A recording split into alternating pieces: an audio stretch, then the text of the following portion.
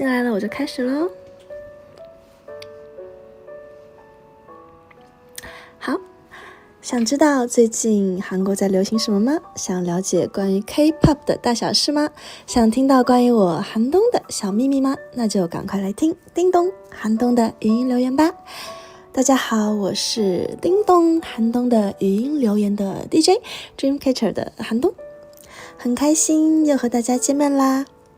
上周跟大家聊的是那种超级糗，但是每次想到都会不小心笑出来的故事，真的非常有趣。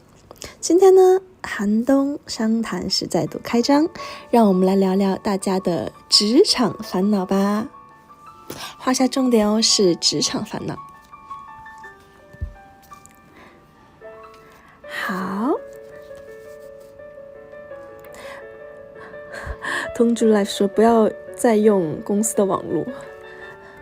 这一次学聪明了，用了自己的网络。谢谢你们为我操心。上次有点卡，对吧？重点常常跑偏，那是因为跟你们聊天聊太开心啦，有的时候聊嗨了就忘记了。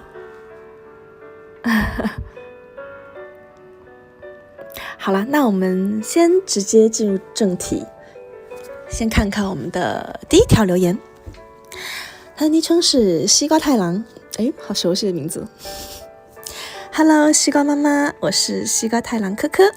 Hello， 虽然这个烦恼已经完美解决了，但是还是想跟你分享。不知道你还记不记得在 OOTD 的活动期间跟你说过要离职的事情？我有印象。我有听你的话好好处理。当时就是在回归前已经跟公司说好要请假去参加活动，结果在回归大概中间的时候，店经理突然传简讯跟我说，某某某你的假期已经不够请了，请马上回来，不回来就是旷职。总而言之，我们公司如果旷职就是黑名单，相关企业都是终生不能录用。哇，这么狠！当时我真的是烦恼死了，一边追你们还要一边烦恼公司的问题。于是那几天我就决定要飞回去直接离职。一回去店经理竟然还问我你怎么回来了，我直接开手说要离职。公司有挽留我，但是当时我真的太生气了，答应的事情没有做到，果断的就离职了，然后再回去找的你们。不过后来活动结束回来的时候，店经理来求我回去上班，并承诺我以后想去找你们随时可以让我请假。这个结尾想不到吧？哈哈，我也自己被吓到了。很好奇东东，如果是你当下会选择乖乖回去上班，还是一样果断离职呢？ PS 这个真的是不好的示范，大家不要学。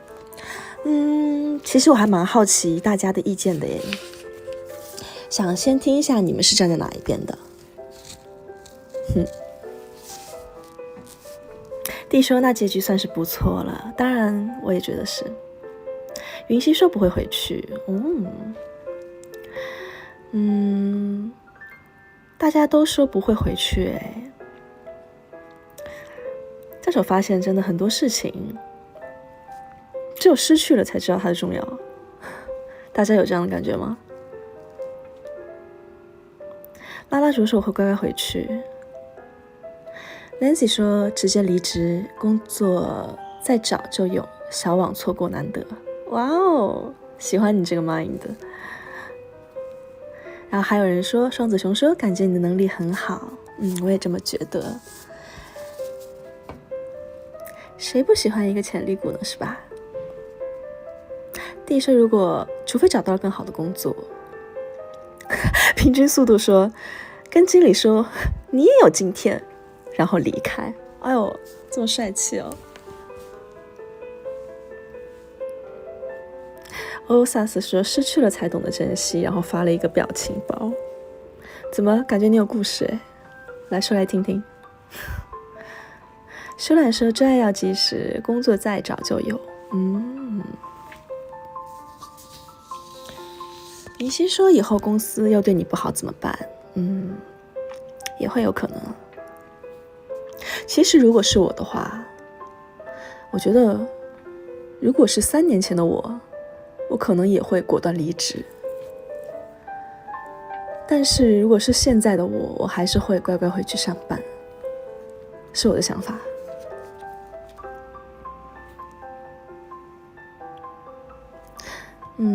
其实人生处处都是选择题，可能这个就是成长的烦恼吧。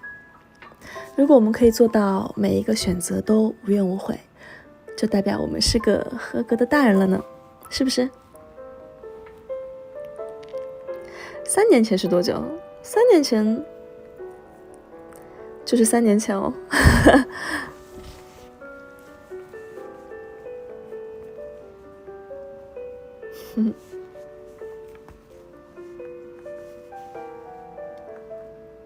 森尼亚没有失眠问3年前经历了什么，也没有经历什么吧，就是现在就更没有那么冲动了，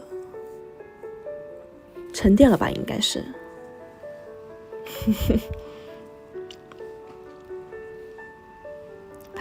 冬季 Life 说我们还活在3月30，还没有走出来啊，宝贝！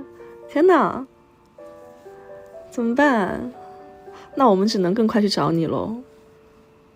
东东家的威说性格的转变，也不是性格的转变吧，就是有的时候你冲动之下做出来的决定，或者是你在很生气的时候说出来的话，往往可能不一定100%是正确的。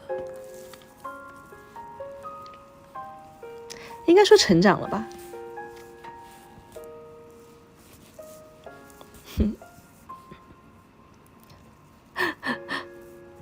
汪汪说出社会之后好像都会越来越圆融，没错。经历更多就会想更远。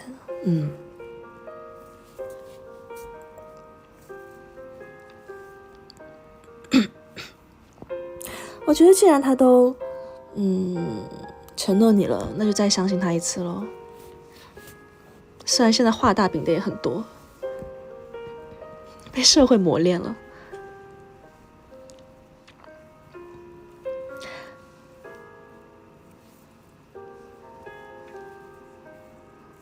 我看看是谁晚进来了，笨蛋修狗，是你哦。哇，谢谢，这个贴纸很可爱，苏乖手那度狗猫汪。Cindy 说年纪到了什么都可以看淡，也不是什么都可以看淡吧，就是想问题可能更全面了，不会意气用事了。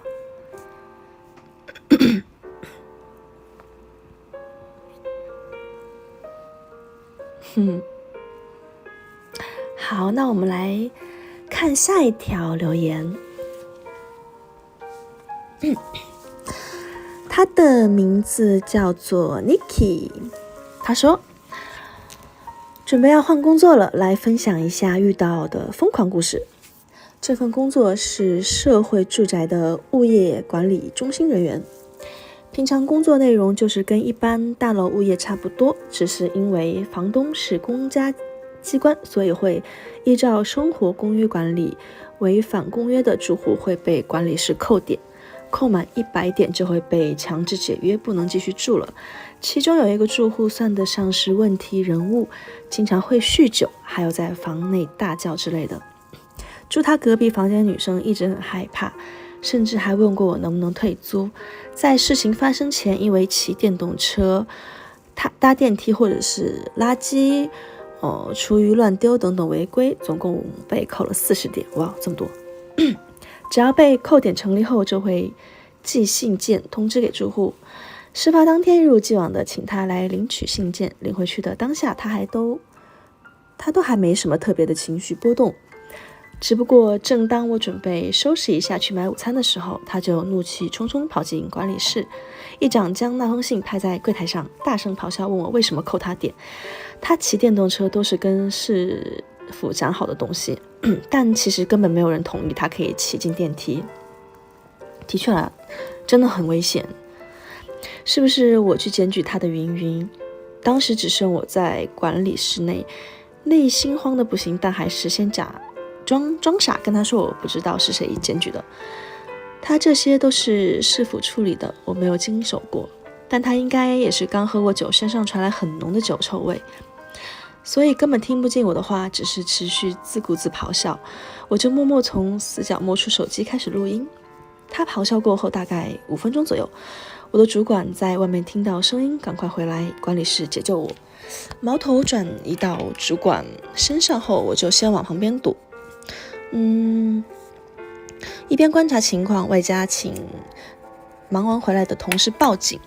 可能因为主管是男生的缘故，主管跟他理性沟通的时候，他反而开始动手动脚，一下说自己是黑社会，要跟主管定估值，在捶了主管肩膀2拳后，突然我一个转头，就看到他拿出一把大概有15公分的刀子，对着主管比划几下，又收回了口袋。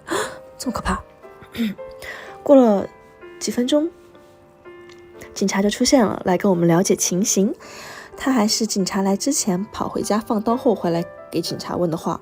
后来发现他会到处转其他人的房门把，不知道想干嘛。最后呈报上去之后，跟他直接解约，请他搬走了。可喜可贺，做物业遇到过很多怪事，但近期最炸裂的故事应该就是这一则了。哇，好可怕哦！就是说这是什么恐怖故事？的确是，我觉得一个成年人情绪稳定真的太重要了。而且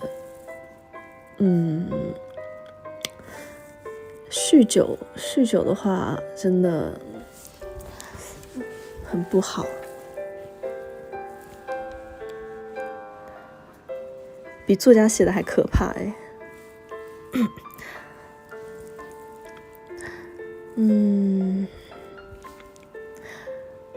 先抱抱你，感觉你经历这样的事情应该吓到了。这个对，没错。阿典说，现实往往比剧情比戏剧更离奇，没错。但有的时候戏剧也是在反映生活嘛。酒后行为失控真的很可怕哎。这个酒品也太不好了吧，竟然还拿出了刀，幸好被请走了，不然没准还会有危险。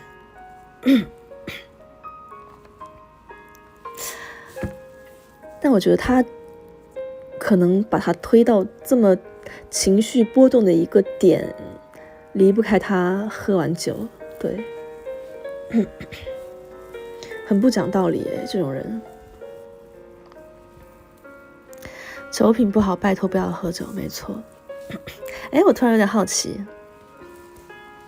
大家有没有什么喝完酒之后发生有趣的事情？咱们就是延伸一下。VK 说喝酒误事，没错，说出你的故事。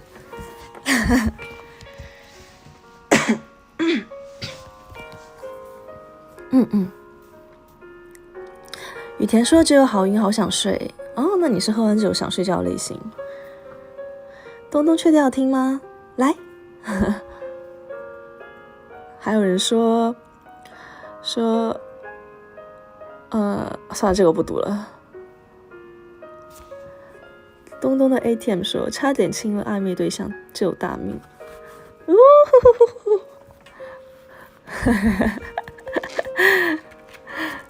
还有人说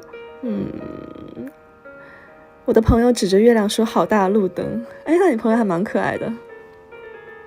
欧萨斯说有朋友有趣的事情，直接打电话给喜欢的人。你这个开头就是有一个朋友的开头，是不是你自己啊？阿典说我喝完酒会跟人告白。哇哦，那你下次见我之前来喝点酒。开玩笑了。小杨说喝完酒突然跑去校园地上爬。那你出名了吧？电刺说我顶多话变多。那你跟我一样，我也是会话变多类型。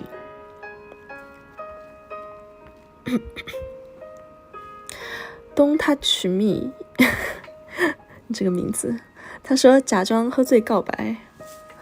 哇哦，你好有心机哦，真的是。西瓜太郎说，我朋友喝到醉倒在路边，隔天早上发现他躺在快车道旁，这也太危险了吧？那千万不可以这样。同行的朋友怎么也没有就是照顾好他？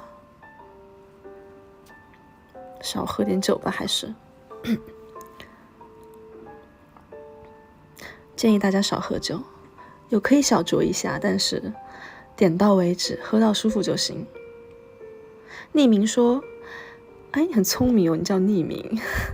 睡完觉后隔天去抱马桶狂吐。哦，那你是隔天吐诶，还不是喝完去吐，那比喝完去吐要好一点。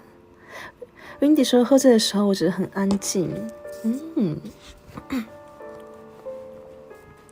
多利多兹说，朋友喝完暴吐，还是我在清理。那他好庆幸有你这样的朋友。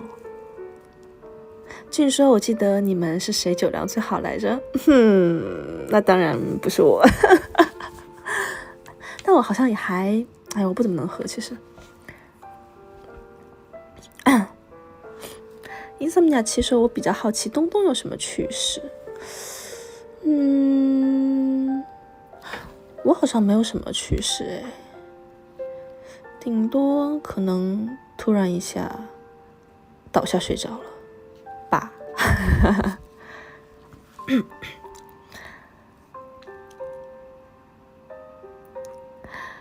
有人说试过跟朋友喝完以后直接跑去踩单车，结果下车的时候整个人倒下了。那你第二天肯定两腿青青，非常的惨，都是伤吧？唉。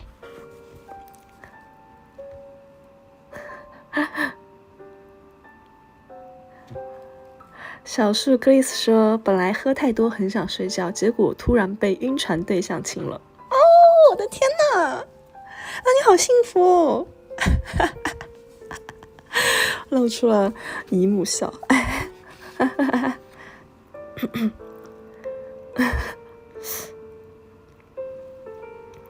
Nancy 说，人生唯一一次喝到彻底醉了，凌晨朋友送我回家之后，进家里电梯按不到楼层，刚好一个早起买菜的阿姨回来。早起买菜，那你是喝了通宵啊？那还不是凌晨哎，真的是。叹了一口气，问我要去几楼，帮我按了楼层。他肯定想着，哎，现在这些年轻人。Andy 说，我从来没有醉过，真的这么厉害？不要说这样的话哦。阿点说，小心待会又要转去恋爱话题。不会，今天可是要牢牢点题的。哎呦，有点冷，关一下空调。Cindy 说，睡在公椅躺椅一个晚上。哎，你说你们怎么喝多了？哎，少喝点酒吧，还是。如果没有确信旁边有可以照顾你的好朋友，就不要喝那么多，要控制一下。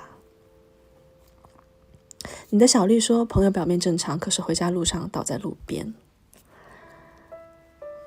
有的人是这样啊，就是可能你看起来他一点都没有醉，但他其实可能一点都不记得了。第二天你问他什么，一问三不知。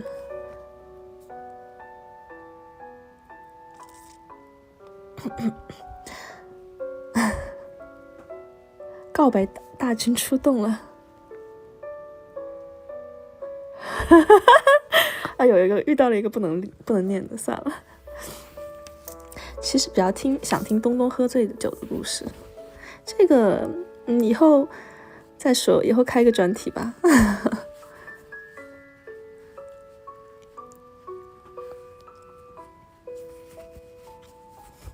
杏仁茶配油条说，对亲近的人变撒娇鬼。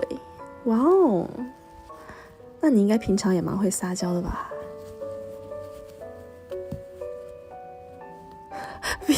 VK 说有遇过朋友喝酒，然后跑来亲我脖子，还要咬人的。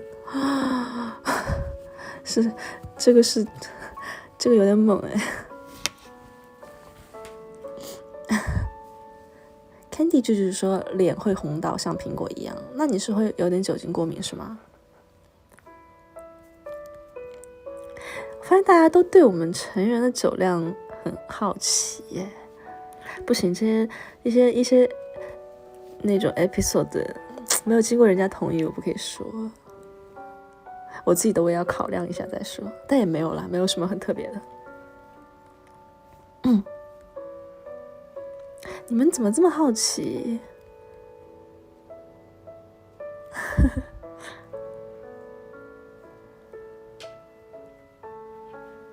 只是一颗蛋说，众所皆知，捕梦网酒量最好的是李宇彬塔米。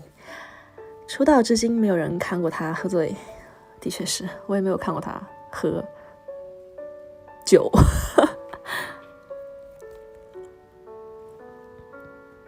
汪汪说我喝酒也被喜欢的人拿走初吻，哇哦，有点甜前科一下。幸好是喜欢的人。空调又唱歌了。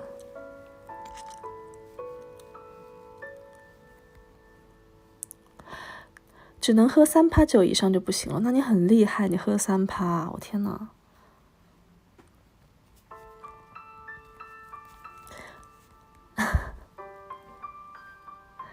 你说你们一天天的怎么喜欢酒后乱情，太可怕了。好了，我们来看下一条留言，好像说醉酒的故事说太久了。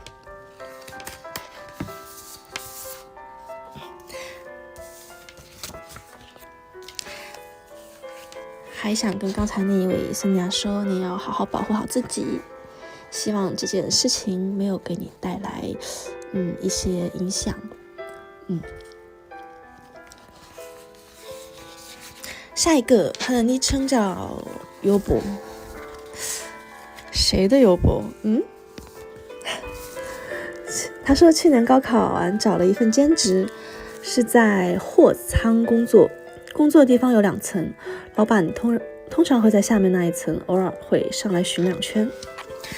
我在的部门主要是负责点货、分货，然后入单，在上面那层其实平常非常的忙，尤其下午都是到货的时间，几批的货，直到晚上也一直不间断的到。哇，这么辛苦！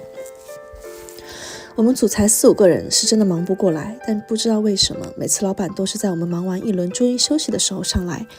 我们刚才坐下，一看到老板的身影，就只能埋怨几句后继续起身去工作，要不就装很忙，毕竟如果被抓到，就会被派去做更辛苦的工作。我的几个主管也经常在吐槽说，1个小时里有55分钟都在忙，休息才5分钟，但老板一定会在那5分钟上来，看得出来大家都已积怨已久。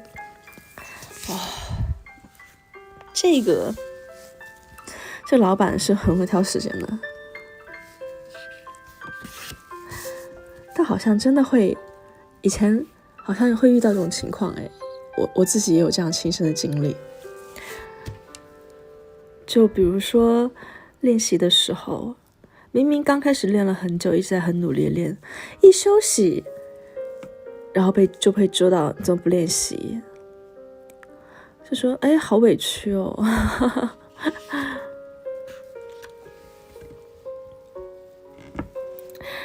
这真的是职场的神秘定律，老总总是在你忙完休息的时候出现，没错。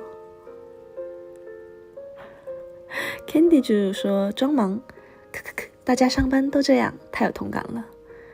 真的就刚刚好是那个时候。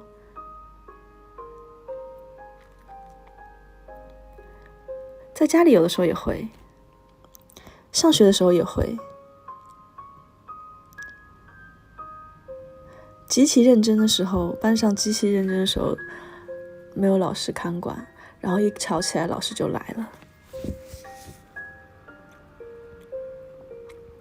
平常有人说偷看漫画马上被抓。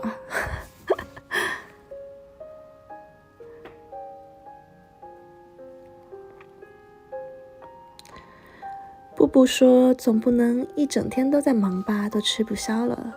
对，要适当的劳逸结合。七七是颗椰子糖说，活儿要干到老板眼前。哦，你很聪明哦，知道一些职场定律。阿毛说带薪上厕所，笑死。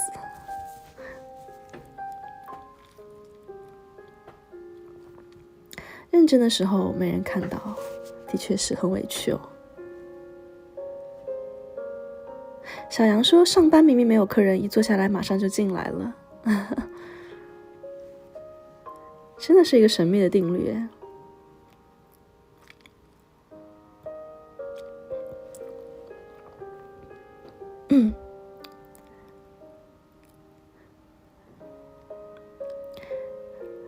有人说我只希望劳逸结合，你这个意味美也太多了。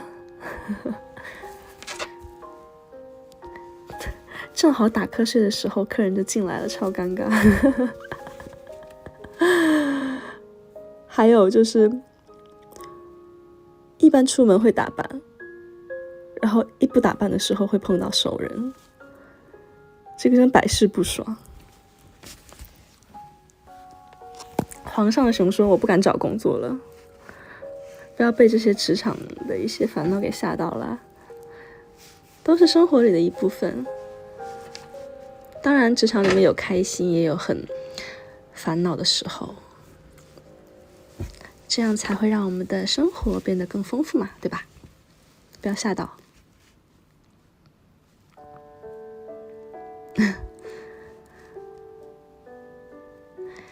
”Vinny 说：“如果东东是我的老板，生活会很幸福。”真的吗？如果我变成你的老板，你会不会哪一天突然开始讨厌我？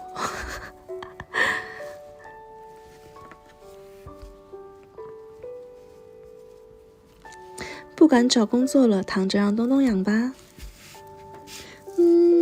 也是一个不错选择。怎么可能讨厌？怎么会讨厌东东？爱上你都来不及。哎，你说你们有你这种老板，我就不下班了啊？那我想下班。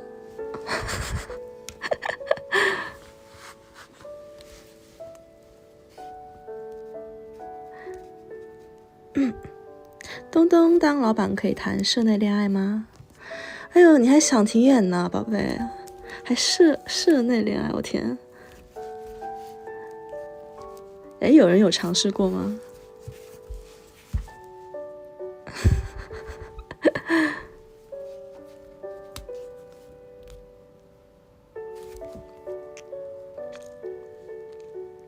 办公室恋情，梦到过。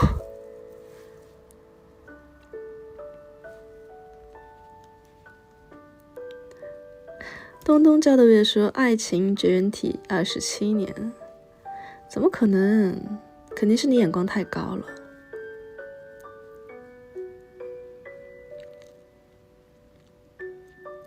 还真的尝试过，哈哈，上班装作很不熟。哎，其实这种情况下是什么呢？只有你们两个觉得大家都不知道，所有人都知道了，对吧？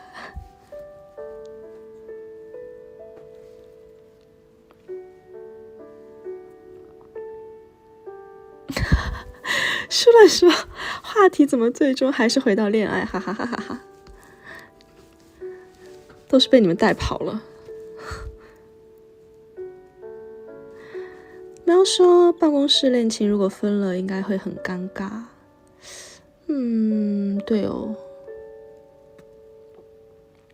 可能会吧。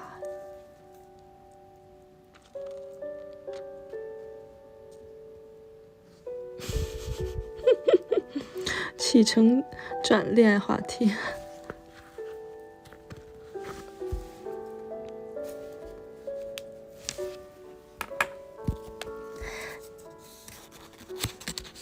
好啦，我们回到正题好了。刚才这位森尼啊，感觉你也蛮辛苦的样子，好不容易休息一下，还要被老板来吐槽。但是我觉得，相信认真做事的人永远都会有回报。我祈祷一下，你们部门全部都升职加薪。好的，我们来看一下下一个留言，下一个烦恼，他叫嗡嗡。哎呦，嗡嗡 ，hello。约莫在3年前，我应征上了一个国贸助理的工作。有人觉得坐在办公室里很轻松，吹着冷气可以整天坐着，薪水不算太低，工作内容也不复杂。但对于天生喜欢尝试新事物和热爱各种户外活动的我来说，真的是痛苦至极。每天腰酸背痛，提不起劲上班。某天我坐在办公室里，跟着眼前的电脑屏幕，脑中浮现了一个想法：这个真的是我想要的工作吗？我要做这份工作直到退休吗？我内心的想法很坚决，不要。我想趁着年轻时多看看这个世界，我不要把自己的青春锁在这个小小的办公室里。于是我开始网上查询可以在国外工作玩乐的方法，打工度假的选项出现在了我眼前。我毅然决然地出国了，来澳洲已经1年多了。我在这边做着厨房的工作，虽然很忙，但我过得很充实。我很享受厨房出餐压力带给我的紧张感，下班之后的时间也都是我自己的，没事就到户外晒晒太阳，呼吸一下新鲜的空气。我不知道我还可以用这种方式生活多久，但我很感谢当初自己做的这个决定。本来我想要以相同的方法继续征服世界的各个角落，也顺便征服东东的心。哇，真的很棒诶，很有勇气。就冲你抛开这一切，追寻内心的勇气，已经征服我的心了。其实我也觉得去很多地方看看真的是一件很好的事情。就像我们平常经常会去巡演嘛，虽然说巡演很辛苦很累，但是非常的有趣，可以见到很多样的文化，接触到不同的人。工作的确是会让人觉得疲惫，但是也很充实。建议大家如果感到心累的时候，不妨给自己放个假，出去旅游放松一下，再次回来的时候也会更加充满干劲的。我真的觉得你很勇敢诶，你这个决定应该是会让你骄傲一辈子的决定，一定不会后悔。人生这么短，多出去看看有什么不好的呢，是吧？趁着年轻可以多试一试嘛，或者可以跟着我们一起我们开演唱会的时候，你要是想放松一下，可以来看一场，帮你们释放一下压力。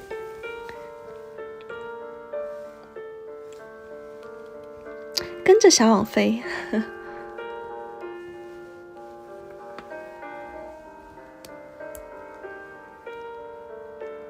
对，这个 BGM 特别的催泪啊。小杨说我可以上台负责搞笑。哦，真的假的？那我等你哦，下回我 cue 你的。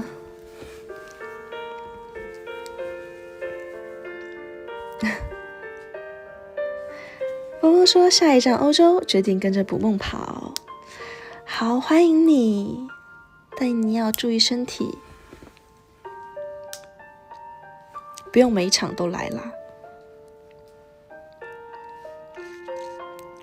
弟说单人的 Silent Night 吗？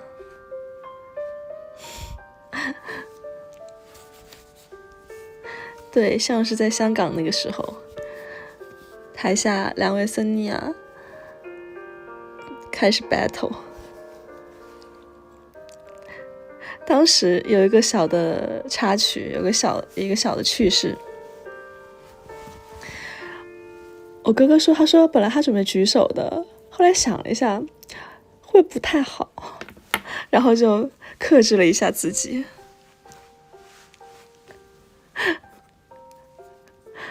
我不太敢想象，如果是他的话，我在台上什么样的反应。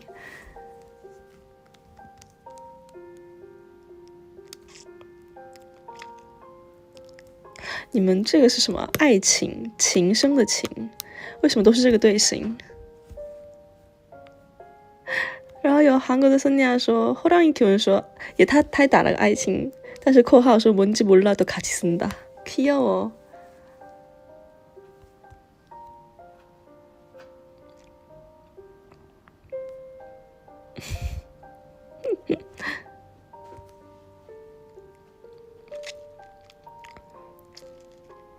东东知道这个上香港的新闻了吗？啊，是吗？我不知道哎，发给我看看。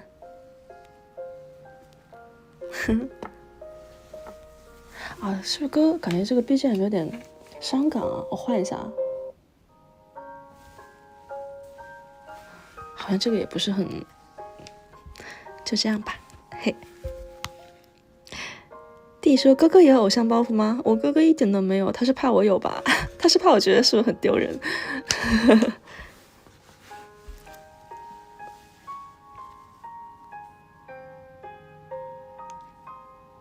因为我还蛮保护我家里人的。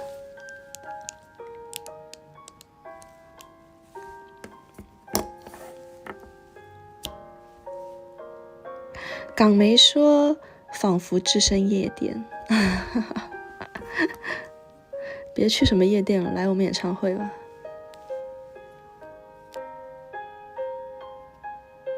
其实又回到这个留言的主题，我想说很感谢我们的森尼亚，全球各地的森尼亚，能让我们托你们的福去见到更美好的世界，更美好的风景。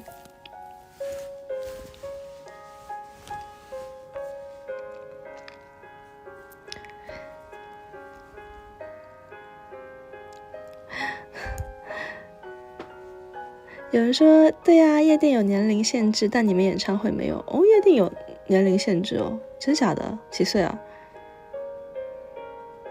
寒冬的狗，哎，等会儿这个阿毛，我就不念你这个 ID 了。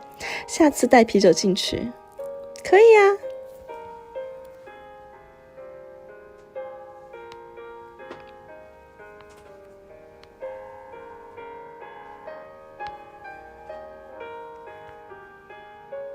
哦，限制是成年才能进去啊，那当然是啦。麻木说，我也很谢谢你，因为你们去了更多的地方，也认识到了更多的朋友。舒兰说，演唱会只能带水啦。啊，是吗？那可能每个地方不一样吧，因为之前也有场次是演唱会那个 standing 舞台旁边就是卖啤酒的，生啤直接打给你喝那种。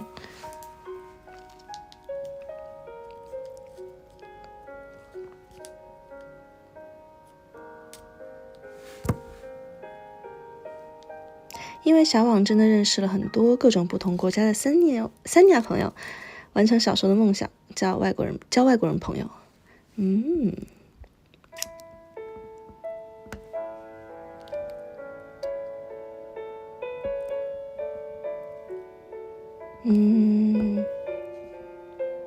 有些音乐节可以，没有啦。我们之前演唱会也有的可以的，是室内的场。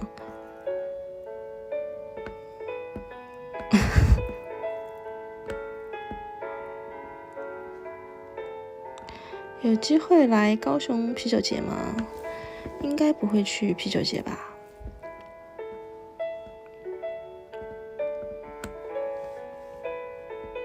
对，之前美巡有几场有生啤卖。小杨说等你们去科切拉。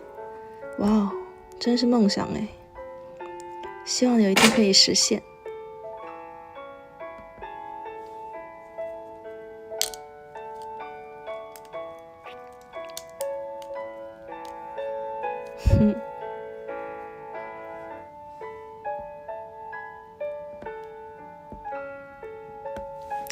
刘说来高雄开一场演唱会吧。我也很想去看演唱会，嘿嘿。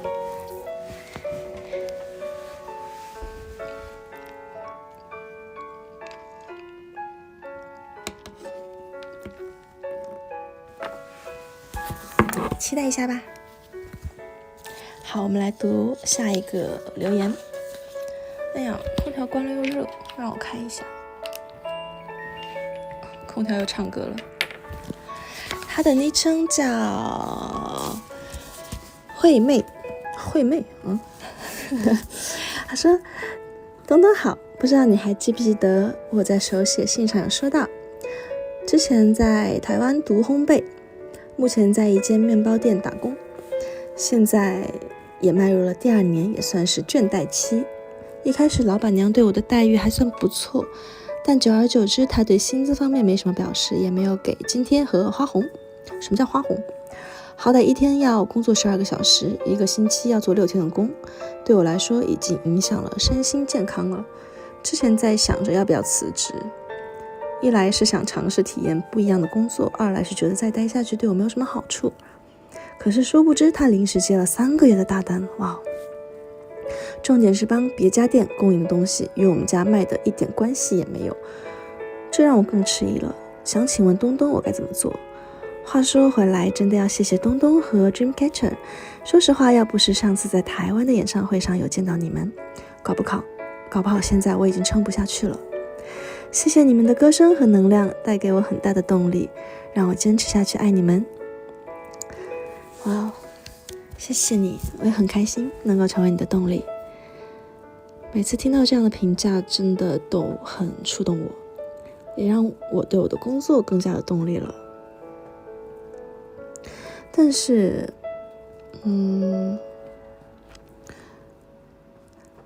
接了3个月的大订单，但是接的东西跟你们家卖的一点关系也没有，那会是什么？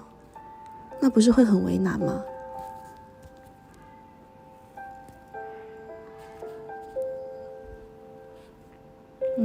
我觉得它已经影响到你身心健康了，就可以休息一下了。自己的身体更重要，对，要知道一下自己身体的极限。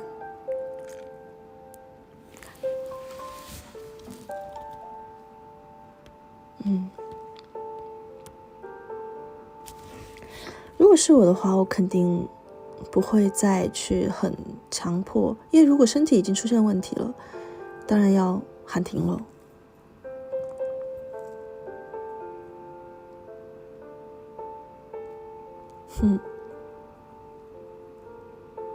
心累的时候可以听一听我们的歌，希望可以给你治愈。没错，健康是金钱买不到的。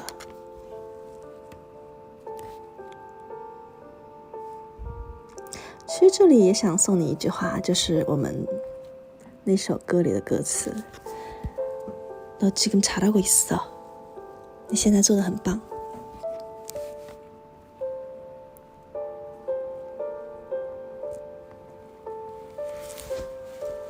我们的森亚也很温暖，都说朋友你要保重身体，身体第一，健康第一，身心灵健康最重要。是的。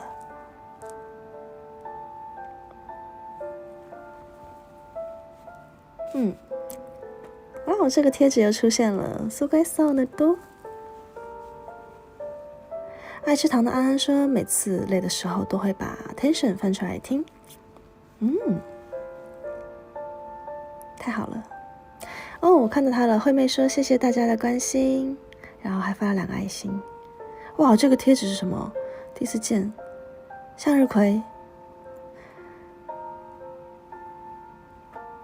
想到了我们那首歌《向日葵之心》，我很喜欢。黑巴拉吉马恩。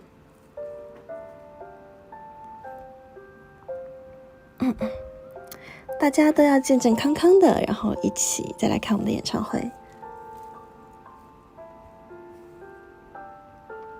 森雅橘子说向日葵之心等于瓜子儿，你说说你是 T 吗？真的是笑死了，说了这么白话，那么美好的一个词儿，可能我太 F 了，我太感性了。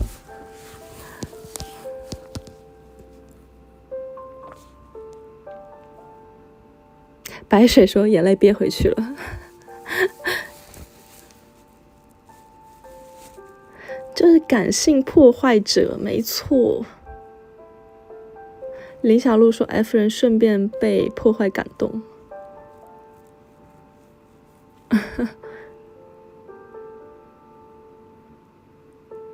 向日葵之心好听，可是混音有点糟糕。哎呀，这个不可以乱说呀，这个你就算是这么想的，你就是你自己偷偷的想嘛，不要说出来嘛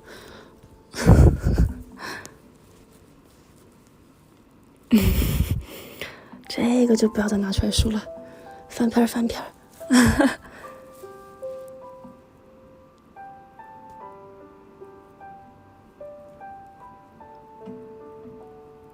汪汪说中，对不起，嘴瓢。东东的中文歌词填得非常的棒，我也很喜欢向日葵之心的中文词。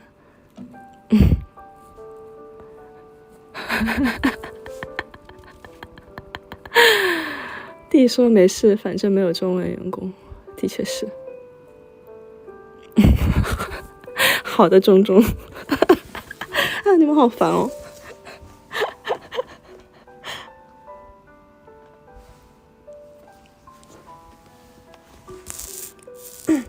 别以为我不知道你们会把我这些发到推特上。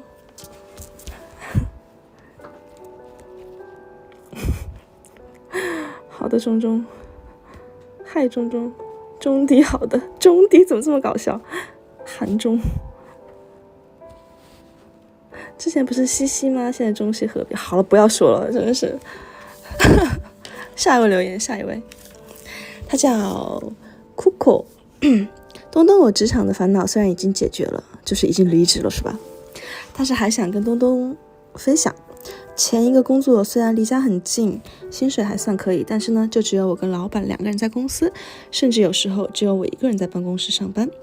老板喜欢我独立办事，但又喜欢控制，凡事他都会过问，而且都是我已经很详细报告过的事情，还要再特别花时间跟他解释。主要离职的原因也是因为上述这些问题，让我觉得他不信任我。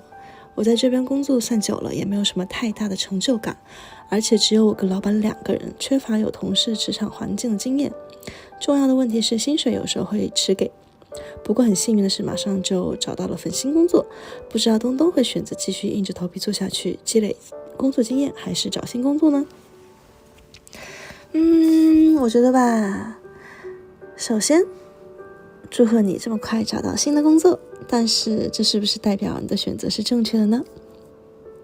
我觉得我们这一辈人追求的和老一辈的可能是的确不太一样。老一辈的会希望我们从事稳定的工作，但是我们这一辈人更加追求创新和探索人生的意义。也不能说老一辈人的想法是不对的，不过也是因人而异啦。找到自己的生活模式才是最重要的，人生反正掌握在自己手里嘛。既然你已经离职了，我觉得这要代表开启一段新的旅程啦。在这里也祝你在新的职场发光发亮，相信你可以的。好多朋友说拖薪水是真的不行，的确是。酷酷说谢谢东东和大家。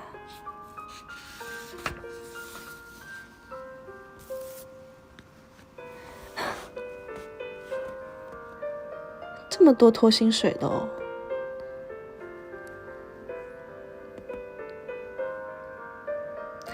原动力拔了还要做什么？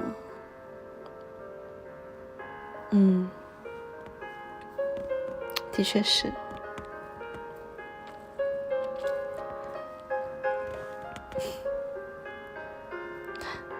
解决了就好吧，我觉得。好，还有最后一个留言，我们来读一下，他叫 D。他说：东东，我来分享一下自己的经历。2年前，我的老板帮我升职加薪之后，要求我积极融入20多个人的部门，和同事们打好关系。所以身为 INTJ 的我，为了达成老板的任务，基本上同事需要帮忙时都会友善耐心地提供协助，集体活动时也会挺身而出，活跃气氛。哇，作为一个 I 人，你真辛苦了。毕竟同事们都是我的任务 NPC， 当然要刷满好感度。问题来了，我们部门20多个人中，大部分都是女同事。最近这1年有察觉到2-3位年轻女同事好像对我有明显的好感，哎呦喂！可是我没有心思发展办公室恋情，也不想耽误别人，所以寒冬，你可以当我女朋友吗？哎，又来了。这样我就可以向全公司宣布名草有主，大家不要在我身上浪费时间了，好吗？我也是没有想到最后有一个反转，但你这个真的是好幸福，好甜蜜的烦恼哦，感觉会拉仇恨哎。全是问号，大家全是问号。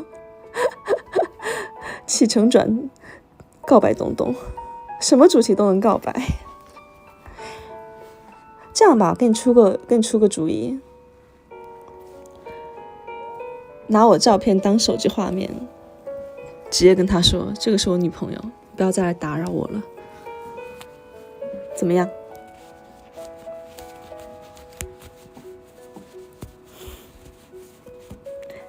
这个主意是不是非常的明智，很聪明？已经换了。好的，明天照办。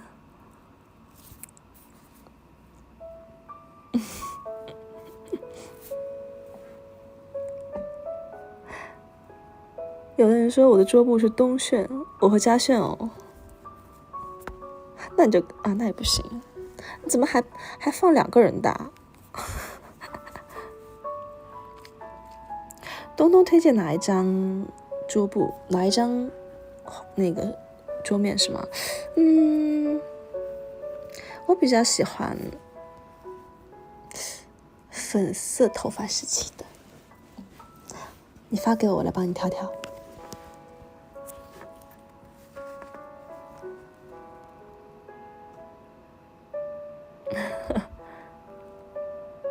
有人说录一段假装在通话的语音，假装要通话的语音，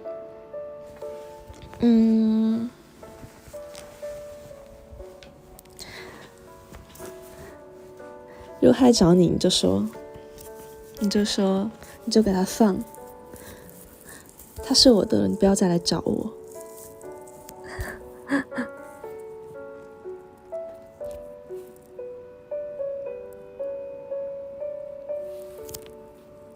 哇的橘色啊！你在搞我耶，真的。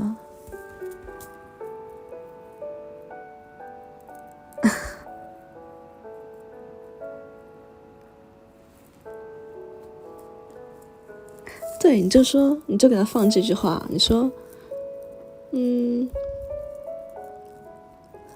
我是他的了，已经名草有主了。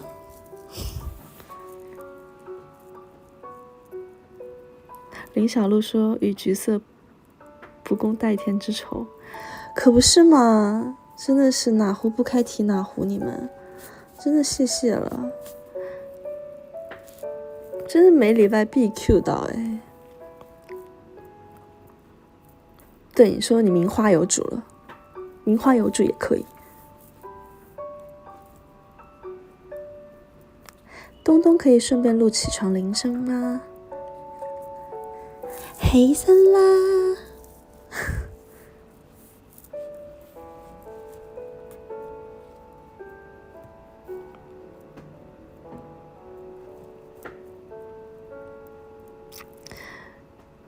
约奈的渐层东东可以吗？哎呀，别说了，那天还在被发型师嘲笑，还在被现在的发型师嘲笑呢。哎，多看一看就是。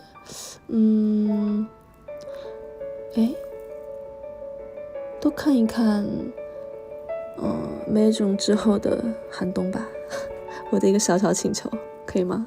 非常真心的一个请求。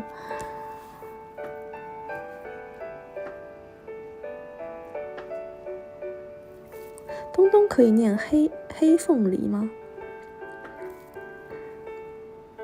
我就不。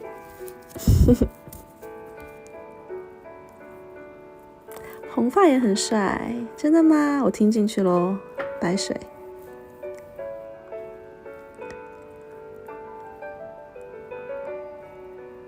姚波说，东东如果选 What 和月圆带2选1，你会选哪个？我选择去死。没有了，开玩笑。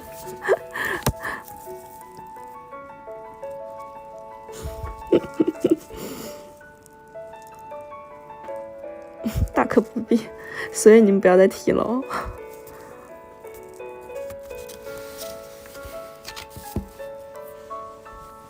我是真心的。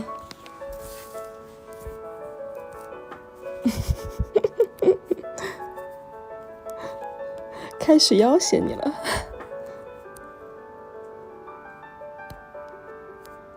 好的，不提了。哎呦，这么宠着我，谢谢哦，有点小骚累，有点小心动。我就喜欢那种很宠着我的。哼，懂什么叫偏爱吗？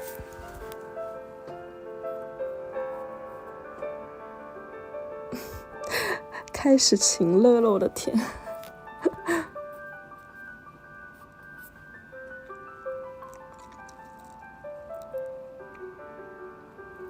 宠哪一次不宠？好啦，我知道你们都很宠我。这怎么还有一个有队形的？寒冬 VK 很爱你。这是什么？是一个坦克上面坐了一个兔子吗？宠中中，宠中中，感觉这个你读一下这3个字，感觉不是很聪明的样子。宠中中。我的女朋友我不宠谁宠？怎么最后又回到这个问题上？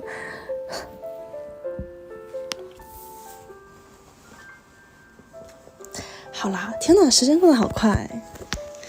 其实以上呢就是我准备的大家的留言了。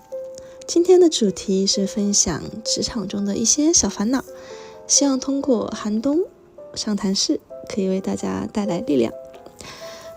在这里我想跟所有现在处于心累、焦虑、伤心的人们说一句，你们已经很棒了。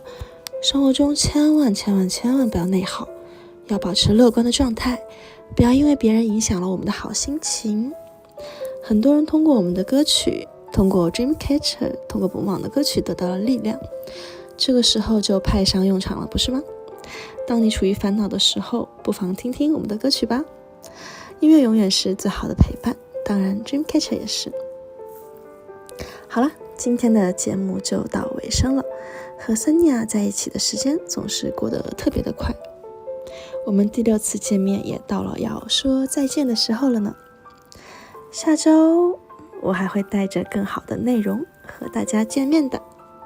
下个礼拜周4晚上8点，寒冬还是会在 Spoon Radio 和大家见面，一起期待下一期的节目吧。今天也要有个好梦，要梦到我哦。拜拜，拜拜。好的，你也早点休息，宝贝晚安。以上是今天叮咚寒冬的语音留言的全部内容，我是 DJ Dreamcatcher 的寒冬，我们下个礼拜再见哦。你公哥，안녕。